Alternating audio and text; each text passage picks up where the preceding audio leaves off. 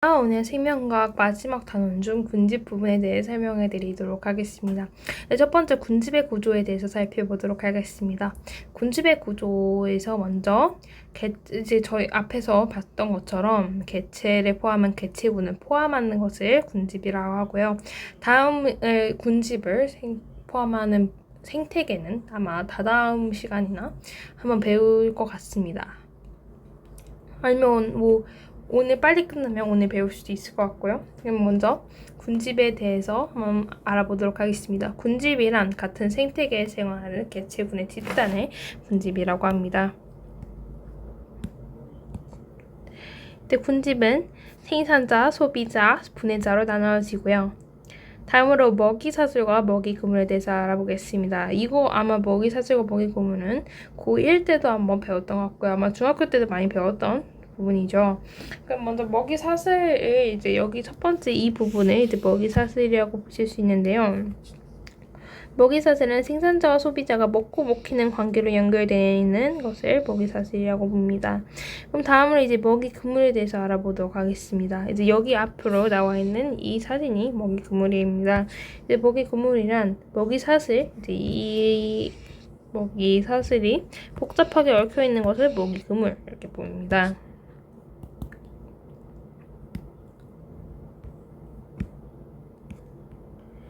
그러면 다음으로 우점종, 희소종, 지표종, 핵심종에 대해서 한번 알아보도록 하겠습니다. 먼저 우점종이란 그 군집을 대표하는 개체군을 우점종이라고 봅니다.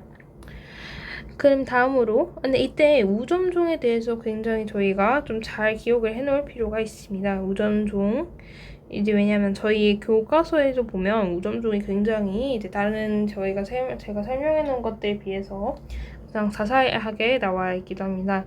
그럼 다음으로 이제 저희 희소종에 대해서 한번 알아보도록 할게요. 희소종은 개체수가 적은 개체군을 희소종이라고 봅니다. 다음으로 지표종이란 특정한 지역에만 이제 이거 중심으로 봐주셔야 됩니다. 이제 특정한 지역에만 존재하여 다른 군집과 구별할 수 있는 지표가 되는 개체군을 지표종이라고 봅니다. 그럼 다음으로 핵심종. 근데 핵심종도 저희 교과서에 한번 나오니 확인 한번 해주시는 거 나쁘지 않을 듯하네요. 이제 핵심종은 개체수가 적어도 이제 이거 저희 잘 봐주셔야 돼요. 적어도 상관이 없습니다. 적어도 군집의 구조를 유지하는데 중요한 역할을 하는 개체군. 이제 이거를 핵심종이라고 봅니다. 다음으로 제가 좀 더 이제 자세하게 써놓은 이 부분, 이거가 설명이 라인이 잘못되어 있네요. 이게 우점종입니다. 제 우점종은 이제 보시면 군집은 식물군집하고 동물군집으로 나눌 수 있습니다. 이때 군집에 따라서 우점종을 찾는 방법이 다르다를 잘 아셔야 되고요. 이제 방향 구분을 통해서 방향 구분이 뭐냐면 이제 별게 아니고 그냥 약간 이렇게 제가 이제 모는 종이에다가 이거 정리를 해드렸는데 이제 이런 모는 종이 안에다가 이제 이 칸을 하나를 이제 얼마라고 정해두고 이제 거기에다가 이제 분포하면서 살고 있는 그런 동식물을 이제 표시를 해놓은 것을 이제 방향 구분이라고 하는데요. 방향 구분을 통해 중요치를 구하고 가장 큰 개체군이 우점종이라고 합니다. 이제 다음으로 이제 동물군에서는 밀도가 가장 큰 개체군이 우점종이라고 합니다. 이제 그리고 다음으로 이제 식물군에서의 우점종의 결정. 이제 이거는 방향 구분을 이용을 해요. 이제 그러면 식물군집에서는 방향 구분을 통해 중요치를 구하고 가장 큰 개체군이 우점종이 된다. 이제 이거 하나 알아두시면 될 것 같고요. 이제 여기서 이제 동물군집을 제가 여기 써놨는데 가장 큰 개체군이 밀도 가장 큰 개체군이 우점종 이렇게 써놨는데 그 이유가 여기 제가 써놓은 것처럼 빈도하고 피도가 구하기 어렵기 때문입니다. 이제 밑에도 이제 추가로 제가 써놨습니다. 이제 밀도는 이제 방향구의 면적분의 개체수, 그리고 빈도가 방향구의 면적분의 특정 종이 존재하는 방향구의 수 곱하기 100입니다. 이제 그 퍼센트를 나타내는 거니까 100을 곱한다고 생각하시면 돼요. 물론 이것도 100을 곱해야 되는데 제가 표시를 잘못해놨네요.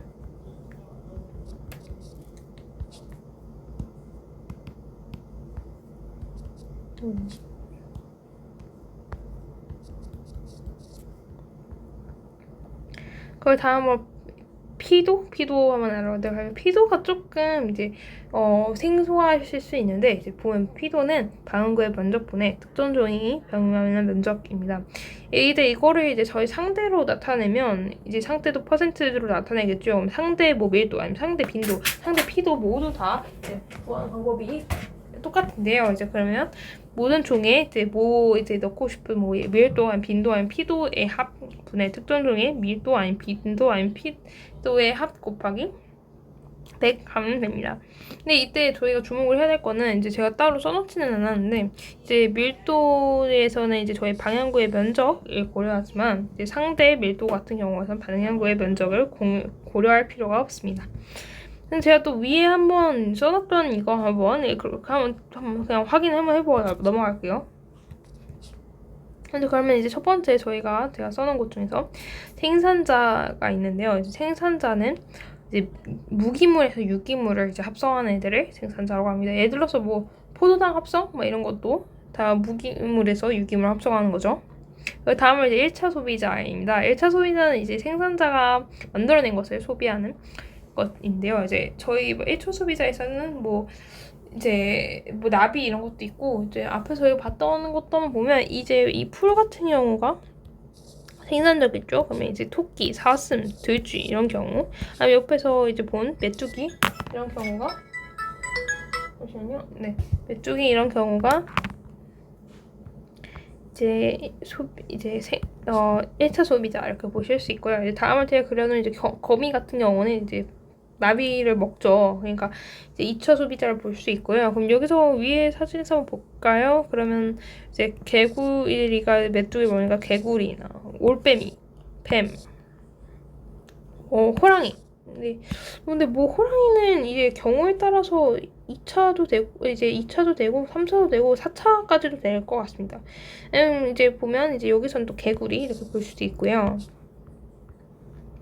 다음으로 이제 3차 소비자, 이제 참새가 이제 또 거미를 먹으니까 이제 또 2차 소비자를 먹는 이제 애들을 또 3차 소비자라고 부르죠. 3차 소비자를 참새라고 볼 수 있고요. 그럼 이제 그 위에 뭐 보면 이런 경우 뱀 이런 경우를 저희가 또 3차 소비자를 볼 수 있고요. 이제 보면 이제 또 4차 이런 소비자들이 있는데 이제 매 같은 경우는 또 4차 소비자 이렇게 볼 수 있죠. 네, 그러면 이제 또 오늘은 그럼 한 이 정도 설명을 하면 될 것 같네요. 네, 오늘은 한 여기 정도로 설명을 하고 이제 다음 부분에는 제가 이제 군집의 종류에 대해서 설명을 해드리도록 하겠습니다. 이제 그리고 이제 또 문제풀이 같은 경우는 이런 애들 여기 제가 앞에서 설명을 해드렸던 부분들을 외우는 게 굉장히 중요해요. 그 저희 생명과학 중에서 1단원 부분도 이제 암기를 하면 어느 정도 문제를 풀 수 있듯이 여기 부분도 그렇게 이제 문제 저희가 아마 그 근육이나 유전 부분처럼 문제를 푸는 게 중요한 게 아니라 왜 암기가 굉장히 중요한 부분이기 때문에 물론 제가 문제를 몇 개 풀어드릴 예정이긴 하지만 아마 그거를 중요시하고 하시면 될 것 같습니다.